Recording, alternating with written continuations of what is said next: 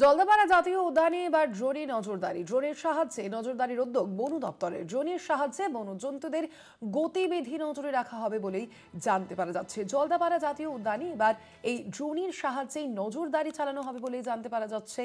জলদাপাড়া জাতীয় উদ্যানে এবার ড্রোনে নজরদারি। ড্রোনের সাহায্যে নজরদারির উদ্যোগ বন দপ্তরের তরফ থেকে। ড্রোনের সাহায্যে বন্য জন্তুদের গতিবিধি নজরে রাখা হবে বলেও জানা যাচ্ছে।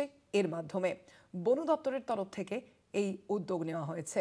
গতিবিধি নজরে, বন্য জন্তুদের গতিবিধি নজরেই মূলত এই উদ্যোগ নেওয়া হয়েছে বন দপ্তরের তরফ থেকে।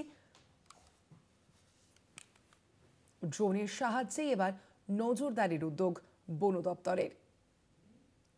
বন্য জন্তুদের গতিবিধি কিরকম, সেই গতিবিধির উপর নজর রাখতেই মূলত এই উদ্যোগ নেওয়া হয়েছে বন দপ্তরের তরফ থেকে। জলদাপাড়া জাতীয় উদ্যানে এবার ড্রোনে নজরদারি চালানো হচ্ছে। বন দপ্তরের তরফ থেকে এই নজরদারি চলছে। ড্রোনের সাহায্যে নজরদারির উদ্যোগ বন দপ্তরের। ড্রোনের সাহায্যে বন্য জন্তুদের গতিবিধি নজরে রাখা হবে। সৌম্যদীপ সেন প্রতিনিধি রয়েছেন ফোন লাইনে।